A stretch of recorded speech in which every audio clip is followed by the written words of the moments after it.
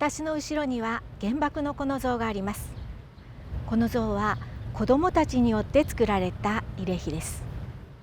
皆さんは佐々木禎子さんのことご存知ですよね。ここにいるのが禎子さんです。禎子さんは2歳の時に被爆しました。ここから約 1.7 キロほど離れたお家の中で被爆をしましたので、怪我とかはなかったそうなんですけれども、家の近所が燃え始めたのでお母さんと避難する途中に黒い雨にあったと言われています。そんな禎子さんなんですが、小学6年生になるまでとってもスポーツ好きで元気なお嬢さんとして育ちます。ですが小学6年生の冬に風邪の症状、そして病院に来ましたら亜急性骨髄性白血病と診断されまして、赤十字病院に入院して闘病生活を始めます。禎子さんは入院中にこんなことをしています。血液検査が終わった後、自分の白血球とか赤血球の数値を看護師さんの詰め所に行って盗み見して広告の裏紙とかにメモしていたんですね。これが彼女が亡くなった後に、ベッドのお布団の間から見つかったそうです。なぜこんなことをしたのでしょう。もしかしたら自分が白血病ということに気づいていたのではないかと思われます。原爆が投下されて5年ぐらいしてから被爆者の中に白血病とかいろんながんにかかる人たちが増えていっています。12歳の少女禎子さんも新聞や何かの報道でそんなことを知っていたのではないか、それがこの行動を取ったことになるのではないかと思われています。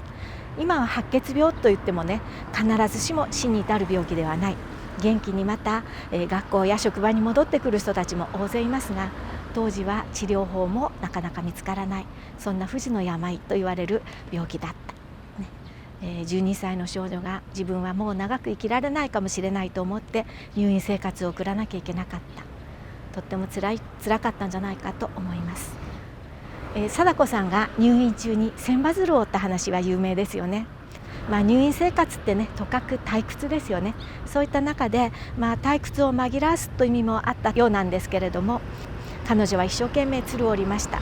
彼女が折った鶴、千羽に届かなかったとかいろいろ言われているようですが、どうも1300羽ぐらい折ったようです。これは同じお部屋で入院生活を過ごしていた大倉清代さんという方が証言されています。そんな禎子さんなんですが、闘病生活の快なく1955年の10月25日に亡くなってしまいました。彼女が亡くなった後、禎子さんのお友達は最初は禎子さんのために何かしたいなって話し合ったそうです。だけれども、ある方のアドバイスもあって、原爆で犠牲になったのは禎子さんだけではない、原爆で犠牲になったすべての子どもたちのために何か作ろうということに話がまとまりました。そこで作られたのがこの原爆の子の像です。お友達は自分たちのお小遣いを出し合っても到底作れる金額ではないということで、これは広島の繁華街に出て街頭募金をしている様子の写真ですね。それから全国の中学校の校長先生の集まりが広島の公会堂、今はないんですけれども公会堂で行われました。その時には自分たちが行っている、活動をチラシにしまして、校長会に参加された校長先生たちに配ったんですね。そしてそのチラシを全国の地元に持って帰られた校長先生が、広島では子どもたちがこんな活動を始めてます、もしよかったら皆さんもお小遣いの一部を送ってあげてくださいっておっしゃったんです。そしてたった1年足らずで3100余りの学校からたくさんの募金が集まりました。それから世界7カ国からも募金が集まって、1958年の5月5日にこの原爆の、この像が除幕式を迎えました。